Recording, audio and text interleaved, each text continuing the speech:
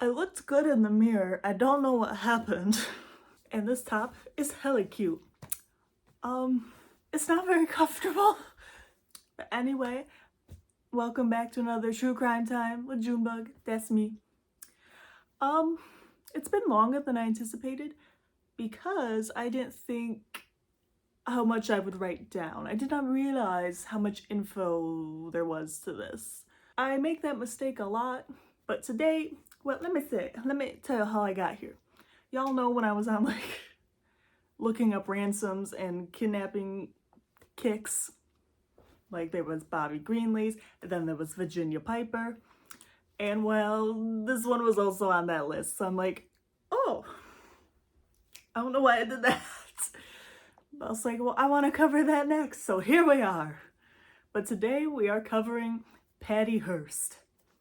I believe it's just pronounced Hearst, like the vehicle for the dead people. I don't think they have any association with an actual Hearst. I'm just gonna put that out there. Today we're talking about Patty Hearst, and this takes place February 4th of 1974. And I always throw the age of the victim in case like certain age range bothers you, especially if it's children. But she was 19, almost 20. And this takes place in I wrote down just Berkeley Flat, but that's in California. And I put solved with a question mark. It's pretty much solved, but there's some aspects that you'll see. Then I always start out with some pop culture references. If you haven't heard of this, but you heard one of these references and you're like, oh. But this has been mentioned in a few songs. Stephen King drew inspiration from this for his book, The Stand. I haven't heard of that, but he's written so many books. And there is a Law and Order episode called Hot Pursuit, which is based off of this. Again, haven't seen Law and Order, but I hear it's very popular. And a reference is made in Jessica Jones. And an episode of Drunk History is about this. And again, I've seen zero of these things, but I've heard of them all. And movies have also been made about this. And I wrote I will save it to the end, but I completely forgot to write down what those movies were called. So one of them is just called Patty Hearst. But let's start with, who is this Patty? Well, Patty was born Patricia Campbell Hearst on February 20th of 1954 to Randolph Hearst and Catherine Campbell, and she was the third of 5 daughters. And she was born in San Francisco, California. Now, her grandpa was William Randolph Hearst, who was the founder of Hearst Communications, which is the nation's largest newspaper chain and media company. So she came from the money, if you think the Hearst name sounds familiar. But Patty grew up in, I believe it's pronounced Hillsborough,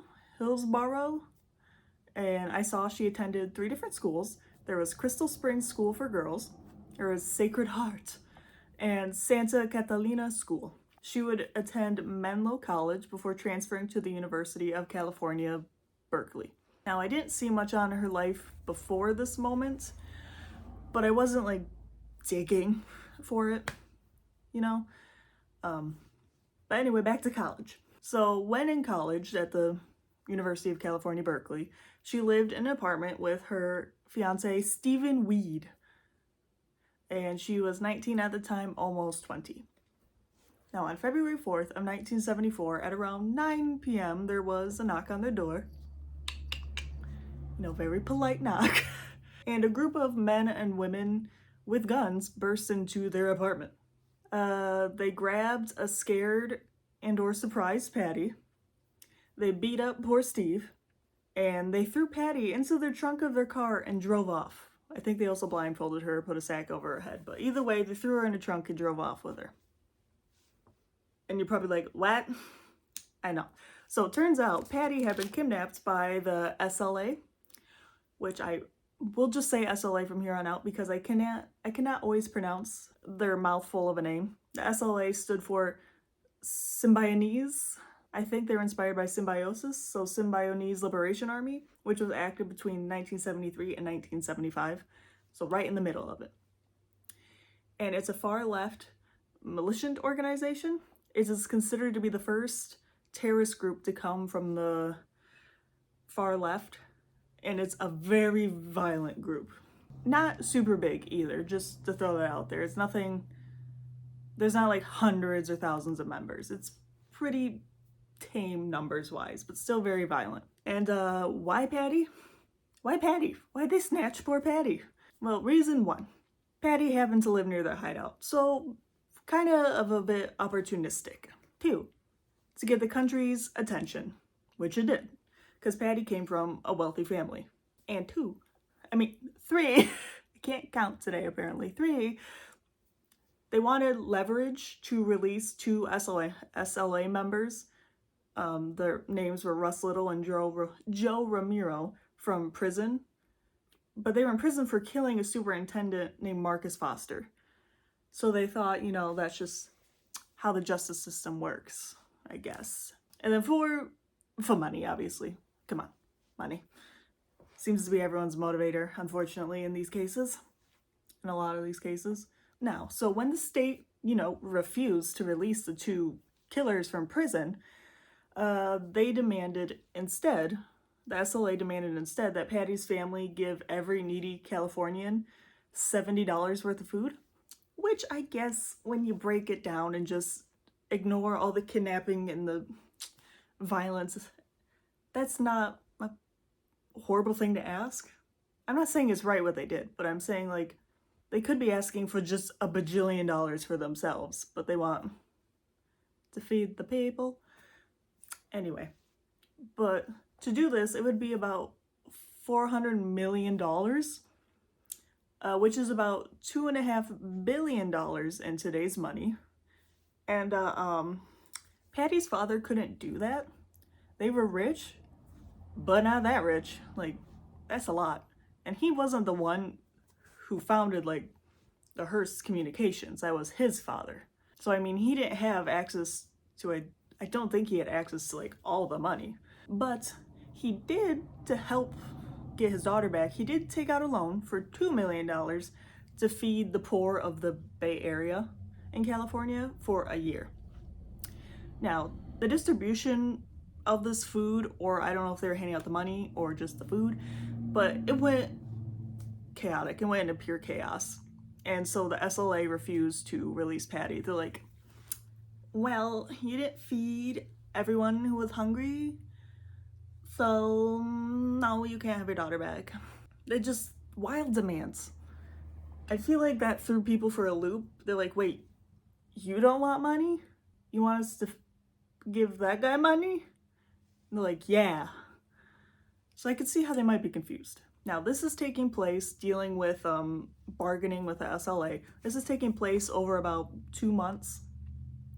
And during this time, according to Patty, she was basically living in a closet. The first week she was blindfolded, and she was threatened with death a lot, which is terrifying, by Donald DeFries, who was a founder of the SLA, and went by the name Sink. Now I'll probably just call him DeFries from here on out, because that's his legit name. And Sink, is that how it's pronounced? Cinque, Sink? It just makes me think of a kitchen sink. It's not cool, Donald. But anyway, after the first week, Patty was allowed out for meals. I don't know if they just like tossed her stuff in the closet and I don't know, or she didn't eat that first week, but after the first week, she was allowed out for meals. Still blindfolded, of course, so that might have been a bit tricky, but probably the least of her issues. And while she was eating, she was sitting in on their SLA political discussions. And when they put her back in the closet after her meals, she was given a flashlight to read and memorize SLA political tracts with. Now, according to Patty, she was basically given the choice to join them or be killed. Which, hello? What you gotta say, huh? Which makes sense given the track record of people who kidnap. They're very extreme. And I do want to know, I saw another account said she was given the choice of joining or just leaving. But I find that hard to believe. Like, their leverage would be gone. I just find it hard to believe that they'd go through all that, kidnapping her, demanding shit, and they're like, okay, you can go if you want, or you can join the people who kidnapped you. Whatever. So maybe it was true. I don't know. It just does not make sense to me. But that I saw that in some other articles. Just to throw that out there. And after hearing that, basically the join or die, she stated, Patty, quote, "I accommodated my thoughts to coincide with theirs," end quote. Now, when asked for her decision, she stated she would stay and fight with them. Which, I mean, between death and joining them, I feel like I would also join them. Is it morally right? Probably not, but I don't want to die. And she probably didn't either at 19, 20 years old. Now, after she said she would join them, her blindfold was removed and she saw her captors for the first time. And this was like 2 months in, by the way. She was given daily lessons on her duties in the SLA, and she was doing weapon drills and was shown what quote unquote sexual freedom was. Because cults always seem to love that shit. And going to the future, Patty and her lawyer would later state she was raped by 2 members of the SLA, including one being DeFreeze. Kitchen sink. Mr. Kitchen Sink. But due to this, I'm guessing most likely, Patty announced on audio tape on April 3rd, 1974, that she had joined the SLA and was now going to be Tanya. I believe Tanya, not Tanya. Tanya. And this audio was released to the media. And nothing really happened that I saw until April 15th of 1974, when the SLA was caught on camera robbing a bank in San Francisco.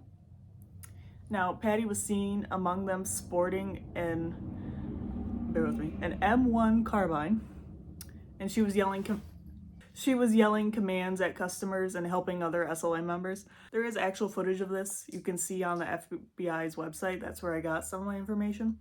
I don't know if I can show it.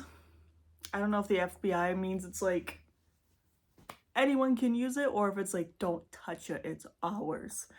So no, Susan. But just to be safe, I'm not going to show the FBI footage. And also, it kind of made me motion sick the way it was. If you want to see it, you can just like Google Patty Hearst kidnapping and then FBI's page. You can see the footage is right at the top, huge. You can't miss it. But it might make you motion sick like me. And with the bank robbery, unfortunately, everyone was able to get away in a getaway car. So they didn't snag anyone. Now, even with the FBI doing extensive work to find them, nothing happened until May 16th of 1974, so a month later. Now, there's a manager at Mel's Sporting Goods in Inglewood, California, noticed a minor theft, by a man named William Harris, and his wife Emily was also involved. When the manager and an employee went to confront Harris about his little snatching situation, but when they went to confront him, like, you can't steal shit, man, that's rude, there was a scuffle. Turns out the Harrises were members of the SLA, and they realized this because Patty came out of a van and emptied an entire magazine of an automatic carbine into the storefront, which, that's pretty intense, Patty. And no one was killed, thankfully, that I saw. But Patty and the Harris couple hijacked 2 different cars, not their van. They hijacked 2 cars and abducted the owners, which I assume was the same 2 people who confronted them about the theft originally. And they started heading back to their main base. Or were they? Question mark. Meanwhile, the FBI had gotten what they needed to lead them to the SLA safe house due to them abandoning their van, remember? They hijacked different cars and left their van there, which had a parking ticket on it. So they just used the address from that to find them, which, great for the FBI to find that, but stupid on their part. Or maybe Patty left it on purpose. Maybe she was in charge of the bill. But due to this, the SLA moved safe houses. Remember, there's not a lot of them. They can all fit in like a house. But they moved because they saw the coverages was getting like, shit, the parking ticket on the van. And an anonymous phone call the next day led police to their new safe house, actually, There was info on that. It confused me a little. If you want to read more on that, like who exactly called, it's confusing to me. But anyway, like I said, a lot of specific info about that, and I won't get into it. But over 400 officers and FBI agents surrounded the neighborhood / their safe house, and they threw tear gas into the house to get them to come out because they're like, no. But when they threw tear gas in, the SLA responded with gunfire. And this actually ended up being one of the largest police shootouts in US history, which I was like, whoa, okay. It took over 2 hours, which, I mean, I feel like there's been longer ones before. But over 4,000 rounds were shot by the SLA alone. They had a lot of ammo in that safe house. And over 5,000 shots by the police were shot. And the house burned down from this, their safe house. And all 6 SLA members in the house died. Remember, I said it wasn't a big group. There was only 6 people in there. But still 4,000 rounds from those 6 people. And DeFreeze, kitchen sink guy, he went out by suicide. So I think before the tear gas and the like fumes got to him or being shot by the police, he took himself out. And I do want to mention no members of the police or FBI were killed, and no like civilians nearby. No one was like, someone was maybe hurt, but no one was killed, which is good. But where was Patty and the Harris couple? They were not there. That's why I mentioned they were going to the main base, but were they? Did they like pull up and they're like, oh, they're shooting at the base. Should we keep going? Okay, we're gonna keep going.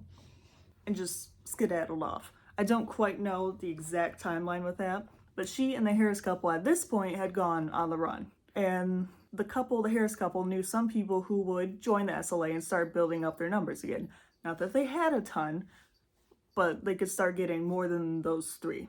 And they took over as leaders, which makes sense. I doubt they were going to give that position to Patty. And warrants were out for all 3 of their arrests. I do want to know, I am skipping some stuff in between here, like them trying to find clues for them, or there's a lot of meticulous stuff. But in reality, they were on the run for over a year around the country. A year! Yeah, so it doesn't matter this necessarily stuff in between, because either way, it took them a year to find them. Now, Patty Hearst was caught, arrested in San Francisco on September 18th of 1975. Now, I couldn't see if the Harrises were also arrested this day. I do not think they were. And she was charged with bank robbery and other crimes, according to the FBI. Like, it literally said on the FBI's page, quote, charged with bank robbery and other crimes, end quote. So I'm not just glossing over, I'm literally just writing down what the FBI said. Other crimes. I'm guessing, shooting at the store people, which is rude. But this is where it gets a bit iffy if she actually joined them, like because she believed in their cause, or if she was coerced. Because at her arrest, Hearst was down to 87 pounds. Now, she wasn't like a big girl or anything beforehand, but she was, I'm guessing, over 100 at least, and a full-grown lady. She was down to 87 pounds and was described by psychologist Margaret Singer as, quote, a low IQ, low affect zombie, end quote. And I had to kind of look it up, but low affect means really not showing any emotions or very little emotions, just kind of blank. Kind of describes her mugshot here. And doctors recorded signs of trauma, and before her kidnapping, her IQ was 130, which is pretty dang good. But now her IQ was about 112, so quite a drastic drop. And she had huge gaps in her memory before all this happened, before she was Tanya. And she was smoking heavily and having nightmares. It didn't specify what she was smoking. I assume marijuana. I don't know, like marijuana, ciggies, cigars, crack, I don't know, maybe all of the above, but I'm pretty sure it was marijuana. And there were other psychiatrists who thought she was coerced or prisoner of war or had like a form of Stockholm syndrome, but they still proceeded with her trial, and that began January 15th of 1976.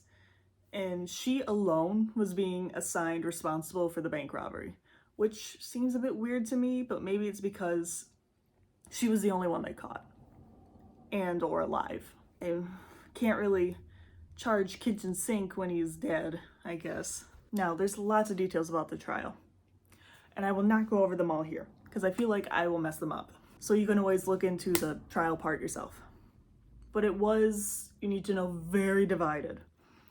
And my mind is still very divided on how this case was. Now, the judge, Oliver Jesse Carter, seemed to go into this not unbiased. He went into this basically thinking she was guilty, from what I read. Like, he was seen resting his eyes when the defense was speaking. Now, in basic terms, and I do this mainly for myself, anything that could help the defense was not allowed to be used in court. Like, example, no tapes or interviews with psychiatrists or psychologists about Patty's state of mind was allowed to be used, from what I could tell, which I feel like quite unfair.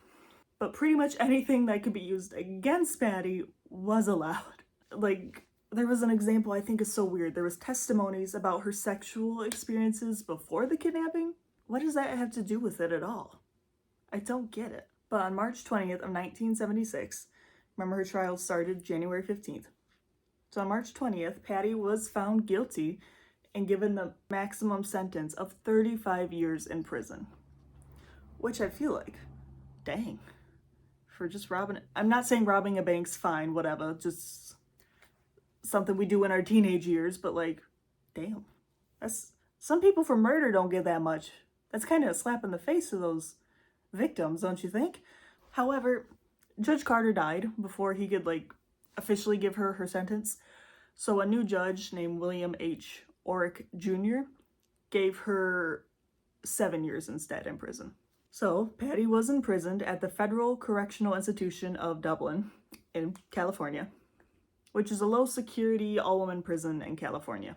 Oh, this is, when I was looking it up, this is where Aunt Becky served prison time, Lori Loughlin, and those people involved with the college scandal. I watched a documentary on that, like Varsity Blues or something. It was actually pretty intriguing and rude, but this was founded in 1974, which is like very close to, she was like one of the first people there. What an honor. And I believe from what I read, it was co-op when Patty went. It didn't become like an all women exclusively until 2012, I think it said, when I was reading about it. So I don't know how that'd work. Are they just on separate sides of the prison? I hope. Anyway, that's where she was sentenced, where Aunt Becky was.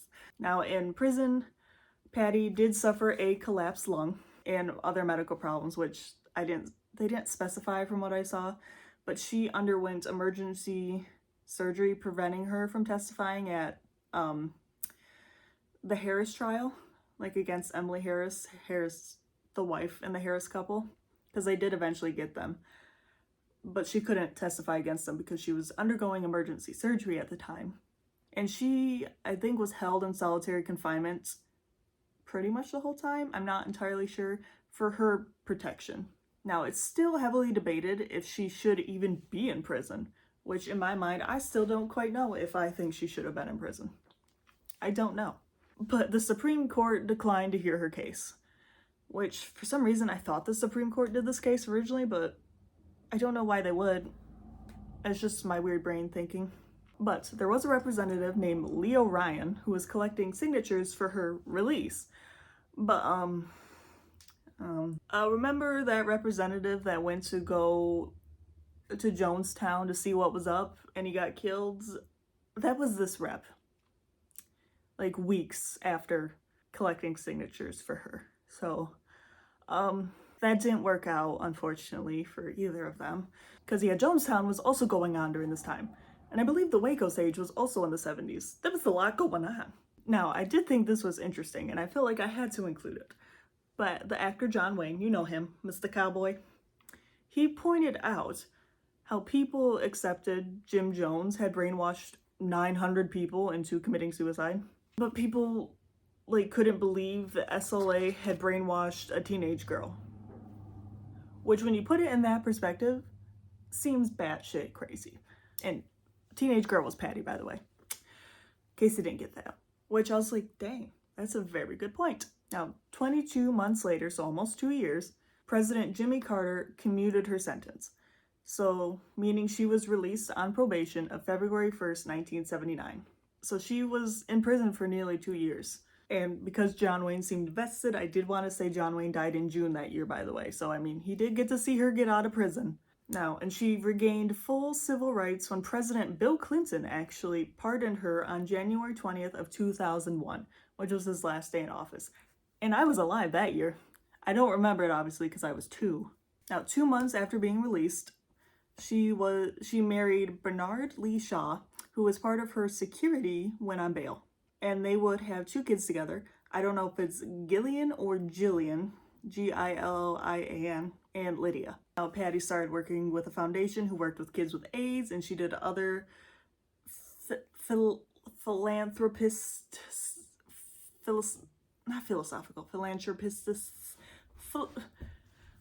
she worked with charities. She would later do some acting in movies and shows, ones I never heard of, but she did do an episode of Frasier. I think she was like a call-in voice, which I was like, eh. But then Mr. Genesis, who loves Frasier, said, oh, that was a big deal. They always had special guest stars who were the voices. And like, okay, that's kind of cool then. She also wrote a memoir called Every Secret Thing. And she sometimes participates in dog shows.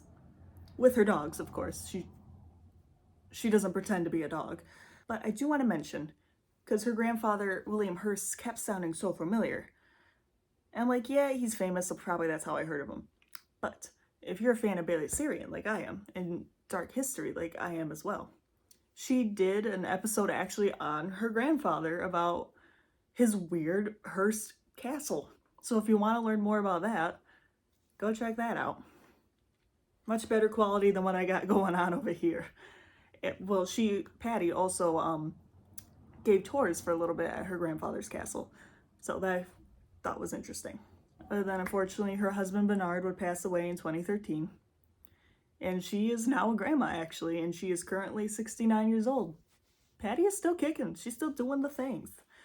Her dog won something recently for the pandemic. I don't know the dog show stuff, but it won something. And there you go. That is what happened with Patty Hearst in the 70s. I had no idea about it. I doubt this is something that would have taught in school anyway. So what do you think? Do you think she was like Stockholm Syndrome, like just trying to save her skin? Or do you think she's like, you know what? Screw my rich daddy. I'm gonna join the SLA. I'm still not 100% sure what I think personally.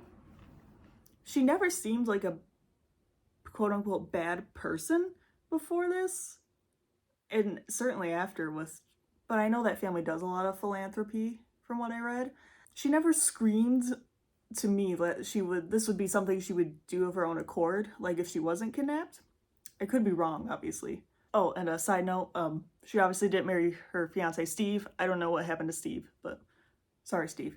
So I don't know if it was a combo of like a Stockholm Syndrome mixed with her own thinking, or she's like, I gotta act a certain way so I don't die. But she didn't. I don't know. I certainly don't agree that she should have gotten the 35 years originally. She did end up serving prison time, if that makes people feel better. I think she got the help she needed, I think. But just how much her IQ dropped and her weight and the fact that she didn't really remember much beforehand, it seems like she had a rough go of it. Granted, but I'm also at the same time, like, once it was just you and the couple, I'm referencing to Patty, why didn't she, like, go get help? Or maybe, granted, they say that about, like, toxic relationships, like, why don't you just leave? And it's not always that easy. So I don't quite know how I feel. I feel like she's like not a risk to society or a danger or anything. I don't know. What do you think? Tell me your opinions. Grandma Kay. You're always nice and comment. Sorry this was a long one. I didn't anticipate it being this long, but here we are. But I'm just like, I don't know how Patty's mind works. I don't even know how mine works most of the time. That is it. Thank you for tuning in. Let me know what you think. And hopefully I'll have a new true crime on the works faster than this one. No idea what I'm doing next, but hopefully it'll be good. Bye, guys.